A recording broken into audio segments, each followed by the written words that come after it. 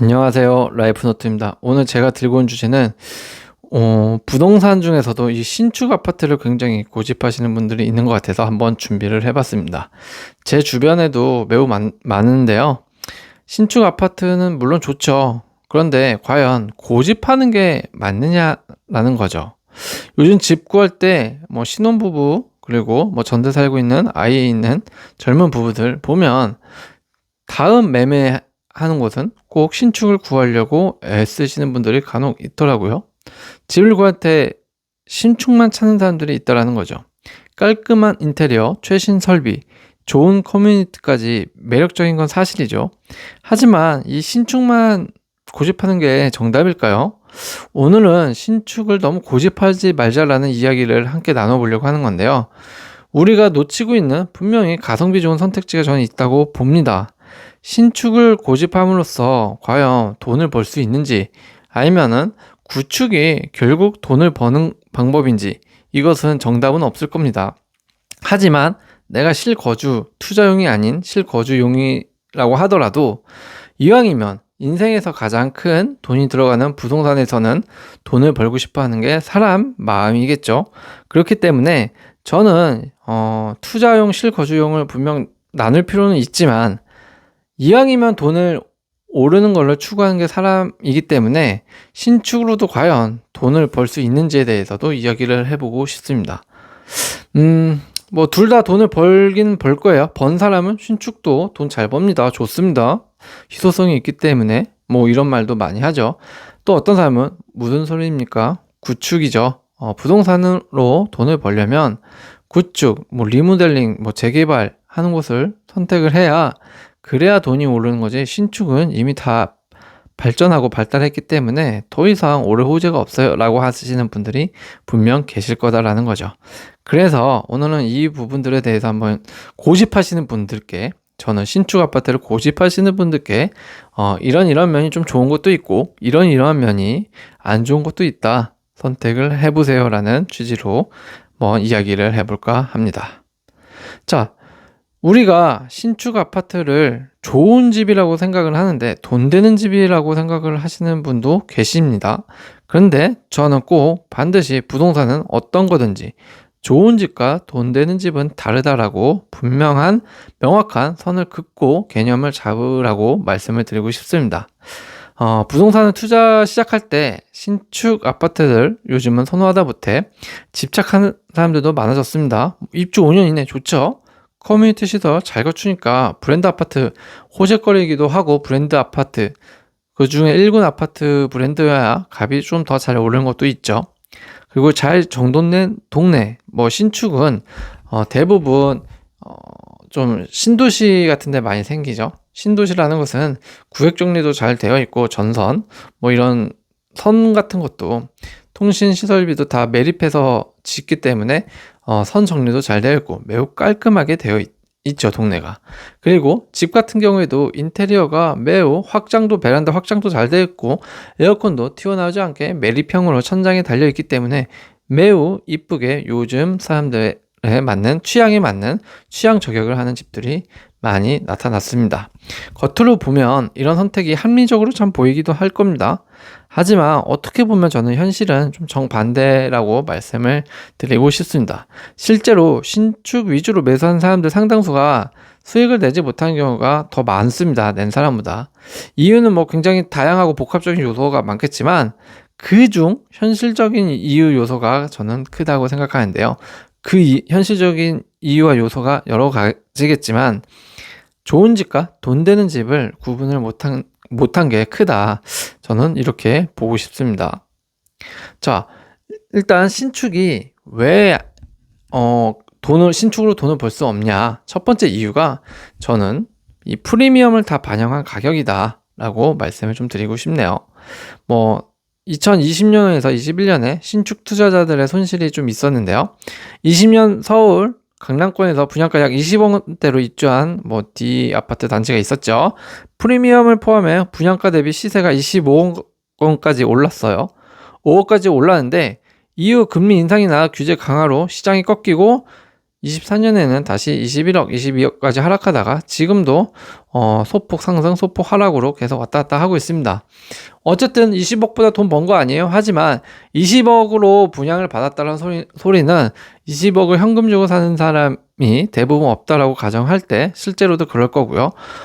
상당한 대출을 받았을 거고 그 대출에 대한 원리금을 내면서 집을 샀는데 사실 부동산으로 20억짜리 집을 사면서 1, 2억, 2, 3억, 3, 4억 돈을 벌려고 20억원짜리 집을 사지는 않을 거라고 봅니다. 보통 그런 생각으로 돈을 벌지는 않죠. 20억짜리 집을 그렇게 사지는 않습니다. 그러니까 피크 시점에 부동산 피크 시점에 신축을 잡은 투자자들이 오히려 손실을 더 많이 봤다라는 거예요. 사실 가격이 그대로라도 손실이었다라는 거죠. 실제적으로 많이 오르지 않으면. 왜냐하면 세금 내죠. 그 다음에 원리금 계속 상환하고 매달 나가는 돈이 또 어마어마하죠. 그러다 보니까 이미 이런 강남권의 신축 프리미엄 아파트들은 분양가에다가 프리미엄 웃돈을 포함한 가격이기에 더 오를 여지가 작다라는 겁니다. 없는 건 아닐 거예요. 작다라는 것이 핵심입니다. 신축 아파트는 처음부터 고점에 가까운 가격으로 좀 거래되는 부분이 있기 때문에 수익률이 조금은 구축에 비해서는 제한적일 수 있다라는 부분이 하나 있다라는 거예요. 이렇게 또 말하면 아닌데요. 신축은 뭐 여기 단지는요. 거기만 그렇고요. 여기 단지는 벌써 얼마나 올랐는데요. 그리고 이거는 좀 잘못된 좀 상식이고 투자자 관점인 것 같아요.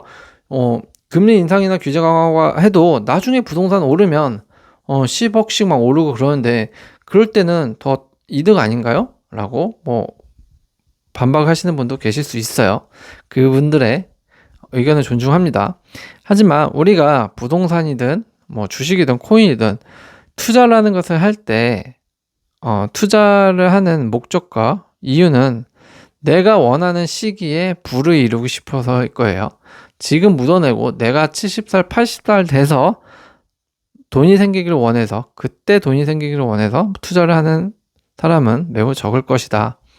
그런 부분을 놓고 보면 어떤 면에서는 누군가의 원리가 맞을 수가 있고 논리가 어떤 부분에서는 저의 논리가 틀릴 수도 있겠죠. 맞을 수도 있고.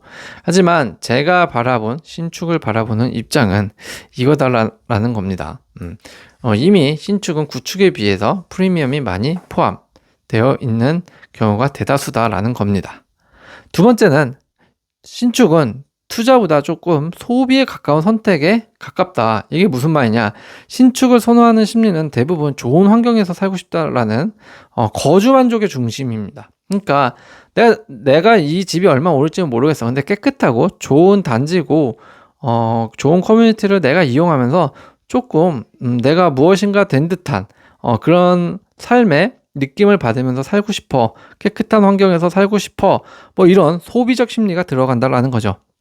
부동산 투자는 원칙적으로 저평가된 곳을 사서 미래 가치가 오를 곳을 산다. 이거는 누구나 다 아는 상식일 겁니다.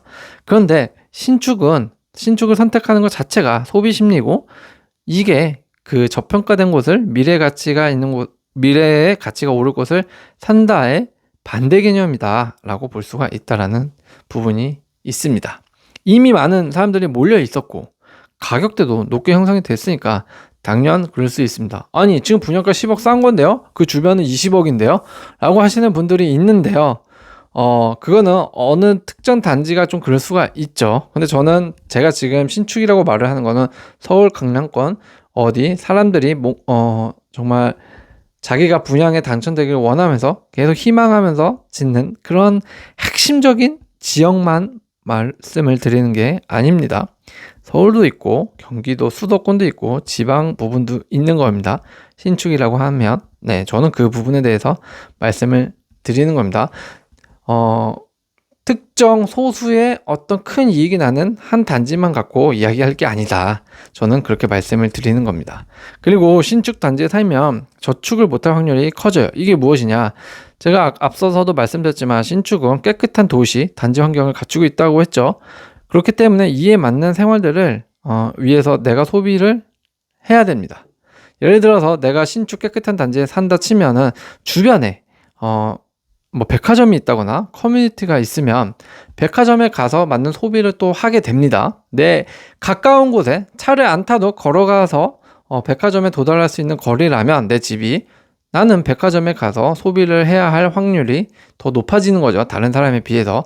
그리고 또 주변에서 아이가 어리다면 같은 엄마들끼리 모임이 많아질 겁니다. 그리고 아이들끼리 같이 만나서 노는 그런 노는 환경이 더 잘 되어 있을 거예요. 거기에 맞춘 소비들이 더 늘어날 것이다. 옷도 그렇고 입는 것도 그렇고 먹는 것도 비싼 곳에서 좀 더 먹을 거고, 백화점이 있으면 남들 주말에 한 번 가는 정도의 횟수를 평일에 매일 갈 수도 있고, 거기에 있는 문화센터를 매일 이용할 수도 있는 겁니다. 그만큼 계속 신축 단지는 내 아파트만 신축이 아니라 주변도 상가들도 신축이기 때문에 그에 걸맞는 소비를 어쩔 수 없이 하게 된다. 그런 상황이 오게 된다. 이거는 좀 케이스 바이 케이스입니다라고 하기에는 대부분이 그렇게 평균이 그렇게 흘러가기 때문에 소비가 조금 늘어난다고 그렇게 저는 볼 수 있을 것 같습니다. 때문에 너무 신축을 선호하다 보면 신축 단지가 형성되어 있는 그 단지에서 소비가 크게 일어나서 저축을 못할 확률이 커질 수도 있다. 이 부분을 말씀을 하는 겁니다. 물론 정말 검소하신 분들은 그럴 수가, 돈을 좀 아낄 수가 있겠지만, 아기가 있는 사람이라면 공감하실지 모르겠지만 정말 돈이 들 겁니다. 아이가 가자고 하는데 안 갈 수 없거든요. 그리고 먹자는데 안 먹을 수 없습니다. 한 번, 두 번씩 사주게 되고, 한 번, 두 번씩 가주게 되고, 그러다 보면 아이의 친구 엄마들을 만나게 되고, 새로 또 사귀게 되고, 또다시 만나게 되고, 이런 루틴이 계속 반복될 수도 있기 때문에 결국 신축단지는 뭐다? 소비하기 좋게 되어 있는 단지이기도 하다. 물론 내가 여유롭다면 소비하기 쉽게 소비에 가까운 선택을 하는 신축을 선호해도 되지만, 내가 지금 악착같이 벌어서 모아서 내 자녀를 키우고 또 남편과 아내와 함께 둘이 으쌰으쌰 해가면서 살아야 되는 상황이라면 굳이 이렇게 신축을 고집할 필요가 있나라는 생각이 든다라는 거죠. 투자보다 소비에 가까운 선택이라고 하는 이유가, 두 번째는 예쁜 집을 고르면 실패한다라는 미국 부동산 전문가가 이런 말을 했다고 합니다. 사람들은 가장 예쁜 집에 끌리지만 부동산 투자자는 못생긴 잠재력을 본다. 이런 사람이 있대요. 저도 사실 본 건데, 인터넷에서 보고 한 글자 좀 적어 드린 건데, 공감하시는 분들은 공감하시겠지만 이게 무슨 말이야 라고 할 수도 있을 거는 같아요. 하지만 저는 이 문구에 조금 공감이 갑니다. 사람들은 예쁜 집에 끌려요. 사실이죠. 그리고 돈을 넣고 돈을 불리는 부동산 투자자라면 아까 말씀드린 못생기고 불편한 잠재력을 보겠죠. 한국에서도 마찬가지로 오래되고 낙후됐지만 재개발 가능성이 있는 지역, 바로 이게 못생긴 잠재력이겠죠. 그리고 지금은 별로지만 교통 호재가 예정된 지역이 투자에 적합하다라는 거. 이거는 교과서 쪽으로 흘러나온 이야기이기도 할 겁니다. 재개발, 교통 호재, 부동산이라면 빼놓을 수 없는, 초보부터 시작할 수 있는, 그리고 초보도 알고 있는 그런 상황인 거죠. 이런 현상들인데, 사실 교통 호재, 재개발 가능성 이런 걸 다 보고는 부동산을 못 사요 라는 분도 계시기 때문에, 이거는 조금 사람마다, 그리고 사람의 성향마다 좀 다를 수가 있지만, 어찌됐든 간에 부동산으로 투자를 한다라는 마인드가 더 큰 사람들이라면 결국 낙후되고 별로지만 교통 호재가 좋은 곳, 재개발 가능성이 그나마 있는 지역, 그쪽으로 간다라는 거죠. 신축 위주의 선택은 투자가 아닌 소비 성향에 가깝다라는 것을 꼭 명심해야 합니다. 투자 수익은 기대하기 어려울 가능성이 더 큽니다. 제 주변의 예로도 입지는 더 좋은 곳에 살고 있는데 조금 더 밑으로, 반대쪽으로, 위로 가는 게 아니라 서울 쪽으로 약간 좀 밑으로, 용인 이쪽에서 좀 더 밑으로 이쪽으로 신축 아파트에 분양이 받아서 당첨이 돼서 좋아서 가는 분이 계시더라고요. 그래서 이유를 물어봤더니 그 이유가 되게 정말 소비에 가까운 대답만 했습니다. 대단지에 브랜드의 신축 아파트에 살아보고 싶었다. 30평대 이상의. 딱 그 얘기를 했습니다. 우리가 모두 신축을 선호하시는 분들이라면 이 이유 말고 더 있을까라는 생각을 해보게 되더라고요. 신축의 대단지의 브랜드 아파트. 이걸 원하니까 지방이더라도 조금 내려가더라도 교통이 좀 더 불편하더라도 프리미엄이 붙더라도 분양권에 웃돈을 주고서라도 사는 게 아닐까 싶습니다. 그런데 사실 부동산은 정말 개인의 성향입니다. 자기가 저 밑에 지방에서 만족해 하면서 살면 뭐 그걸로 저는 됐다고 생각을 하지만, 그래도 자기가 사놓고 오르기를 바라는 마음이 조금이라도 있다면 저는 아래보다는 위로 올라가려고 노력하는 게 맞지 않나, 그런 생각을 합니다. 그러려면 이렇게 신축 예쁜 집을 고르는 소비 성향에 가까운 선택을 하기보다는 조금은 못생긴 잠재력을 봐야 되지 않을까라는 말씀을 드리고 싶네요. 그렇다면 신축은 영원할까? 아니죠. 시간이 지나면 구축이 됩니다. 구축도 어떨 때는 신축이었던 때가 있었던 거예요. 아파트는 시간이 지나면 노후화가 진행이 될 수밖에 없습니다. 물건이기 때문에. 아파트뿐만 아니라 모든 사물이 그렇죠. 컴퓨터, 자동차, 노트북, 핸드폰, 시간이 지나면 바로 노후화가 시작되죠. 신축 프리미엄은 어쩌면 짧은 유통기한과도 같다. 저는 그렇게 표현하고 싶어요.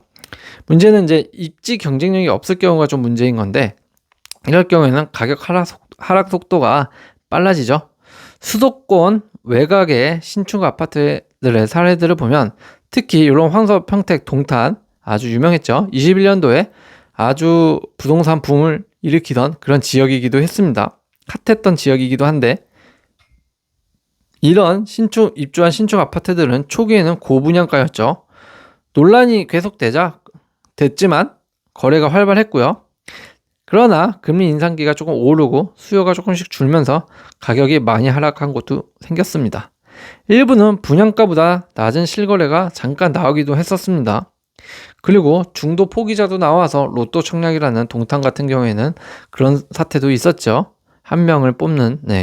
어쨌든 단순히 신축이라는 이유만으로 좋은 자산은 아니라는 것이 증명된 셈입니다. 시간이 지나면 신축도 노후화가 됩니다. 결국 우리에게 남는 건, 부동산에게 남는 건 어쩌면 입지가 가장 중요한 요소로 남을 수도 있습니다. 어떤 분들은 신축의 가장 큰 메리트를 깨끗함, 쾌적함, 인테리어에 놓고 보는 경우가 있는데, 이것도 뭐 살기 좋을 수가 있지만 입지가 편한 게 더 살기가 좋습니다. 사실 내부야 인테리어를 하면 괜찮고 충분히 커버가 가능하지만 입지는 내가 바꿀 수 있는 게 아닙니다. 주변에서 자연스럽게 변화가 안 일어나면 절대 변화할 수 없는 게 바로 입지라는 거죠. 근데 다 누구나 한 번씩은 살아보면서 체험을 했을 거라고는 보는데요. 그게 전세가 됐든 월세가 됐든 매매가 됐든 간에 입주가 편한 곳에서 살아봤던 사람은 입지를 절대 포기 못할 것입니다. 입지가 좋으면서 신축은 엄청 비싸니까, 정말 부자들의 리그니까 잘 못 가는 경우도 있겠죠. 그렇다면 나는 지방의 신축이 낫냐, 좀 멀리 떨어져 있는 신축이 낫냐, 조금 입지가 가까이 붙어 있는 구축이 낫냐라는 의견으로 좁혀지는데, 그 중에서 사람들이 이제는 자기 라이프 스타일에 맞게 고르는 거 아닐까, 그런 생각을 해보게 됩니다. 그렇다면 진짜 수익은 어디서 나느냐? 부동산은 아시죠? 재개발, 저평가 입지에서 발생을 합니다. 부동산으로 돈 번 사람들의 공통점이 뭐라고 했죠? 대부분 낙후된 지역에서 시간이 흐르면 가치가 오르는 과정을 기다렸다는 듯이 파는 사람이 부동산의 아주 위너죠. 노원구 상계동 사례만 보더라도 2010년대 초 상계동 구축 아파트가 약 3억 원대 했습니다. 이때 산 사람들이 2023년 기준으로 9억, 10억 정도 했으니까 약 6억, 7억 원의 시세 차익을 거두면서 매매를 했겠죠. 아직도 들고 있는 사람이 있을까 싶을 정도로 이때 많이들 팔았는데요. 이런 노원구 상계동 사례 같은 경우만 보더라도 대표적인 재개발이나 저평가 입지의 사례로 볼 수가 있는 거죠. 그럼 왜 이렇게 부동산이 올랐을까? 6, 7억, 13년 만에 6, 7억이 어떻게 올려져 있을까? 라고 생각을 해보면 단순히 집이 뭐 새로워져서가 아니에요. 딱 부동산에서 오를 세 가지의 요소를 다 갖췄기 때문에 그렇습니다. 첫 번째, 서울 마지막 저평가지였다라는 거. 두 번째, 당연 교통, 입지를 말씀을 하는 거고요. 세 번째, 기대감, 재건축 기대감이라는 입주와 이 미래 가치를 봤다라는 거죠. 딱 미래 가치, 교통 호재, 그리고 저평가, 요게 아파트 부동산 값을 조금 인계하는 앞에서 이끌고 있는 이유 중에 아주 호재거리 중에 이유의 전부가 되는 거죠. 단순히 저평가이고 단순히 교통만 좋다고 되는 게 아니라 이 세 가지가 정말 맞아떨어지기가 힘듭니다. 부동산이. 신축을 보면 분명히 교통이나 미래 가치가 좀 떨어질 거고, 아니면 교통이나 미래 가치가 이미 다 올라와 있어서 더 이상의 미래 가치를 볼 수 없어서 신축이 가격이 안 오르는 한계치가 있을 수도 있다라는 거죠. 그러니까 부동산으로 좀 돈을 벌고 싶다, 내가 실거주하면서 돈을 좀 벌고 싶다, 이 차원은 조금 엄연히 다르다라는 것을 분명히 인지하고 가셔야 합니다. 그런데 우리들의 욕심은 그게 아니죠. 신축에서 실거주하면서도 이왕이면 올랐으면 좋기 때문에 그런 것을 좀 원하는 게 아닌가, 그런 생각을 해보게 됩니다. 그러면 이쯤 되면 그런 생각이 들 겁니다. 부동산 재개발 저평가 좋은 거 알죠. 근데 그게 쉬운가요?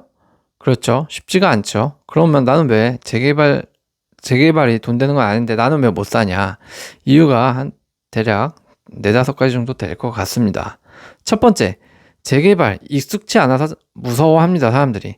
재개발 지역은 대체로 넓고요, 어수선하고 정보가 복잡합니다. 지도에 동그라미를 쳐도 직접 가보면 마음이 흔들리는 게 사람 심리죠. 사람 눈에 보이는 현재 강하고 반응하고 미래를 확신하기 어려운 존재, 특히 가족과 함께 거주를 겸한 투자가 이게 문제예요. 이렇게 해서는 절대 재개발 집에 투자를 할 수가 없다라는 겁니다. 두 번째, 재개발에 난 투자를 못하는 이유, 정보가 어렵고 기싸움이 심하다.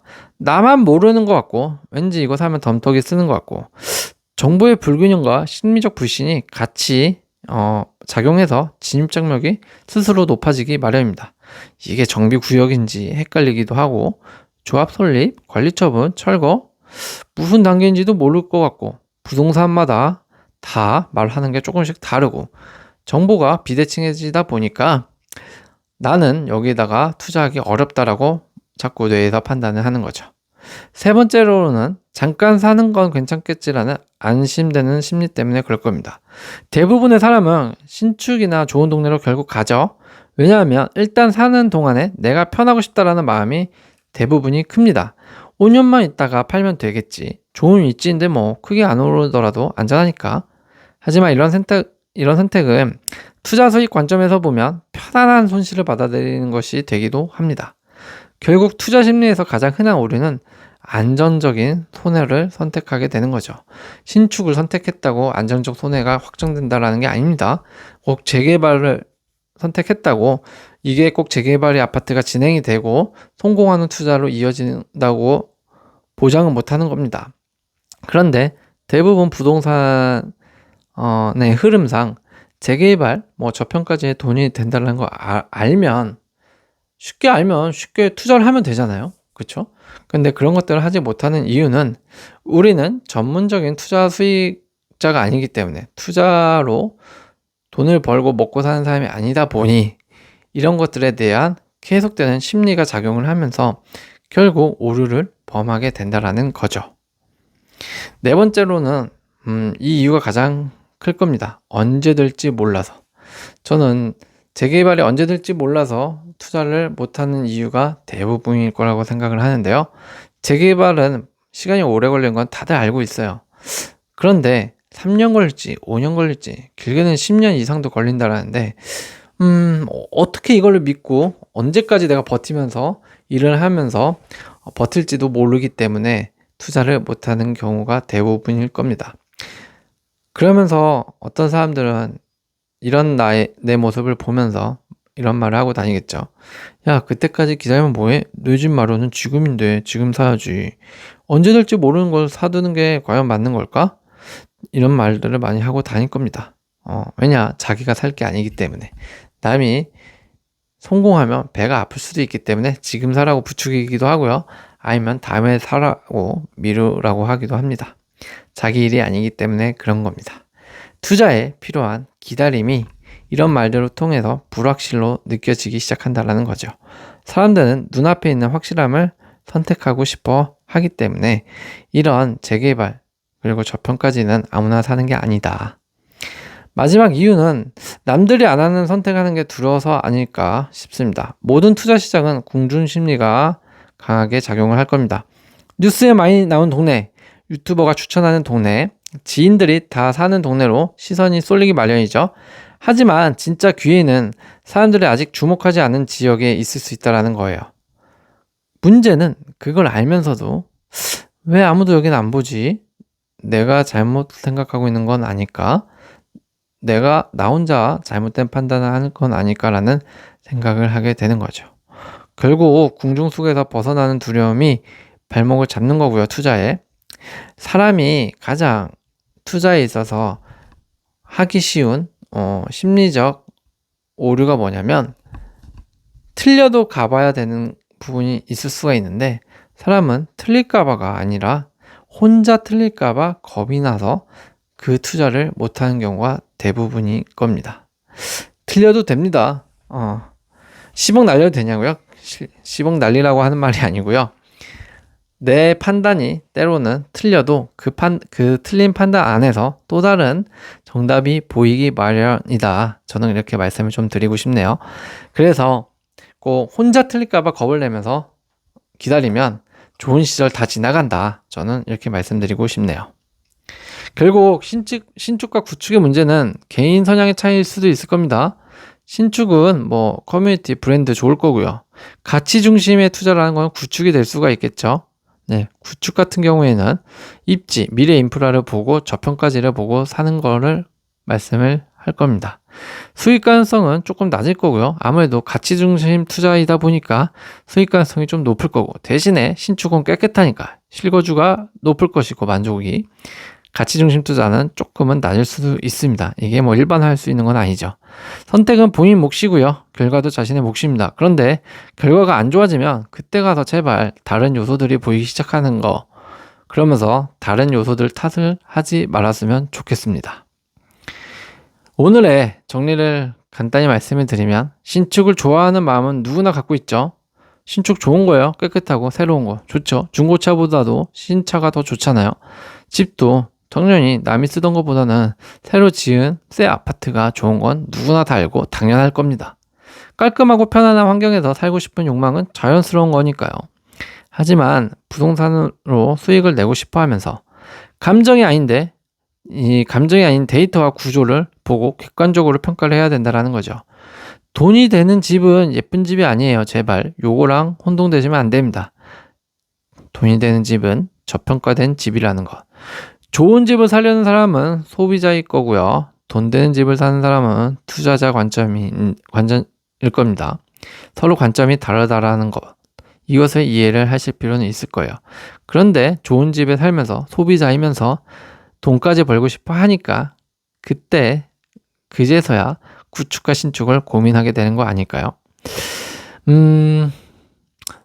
내가 좋아하는 곳에서 살다가 죽을까? 아니면 돈 되는 집을 골라서 나중에 후회하지 않는 미래를 만들기 위해서 지금 좀 고생하더라도 좀 더 돈을 모을 때까지 악착같이 몸테크를 할까? 이렇게 부동산을 바라보는 시점은 대표적으로 요 두 가지일 거라고 생각을 합니다.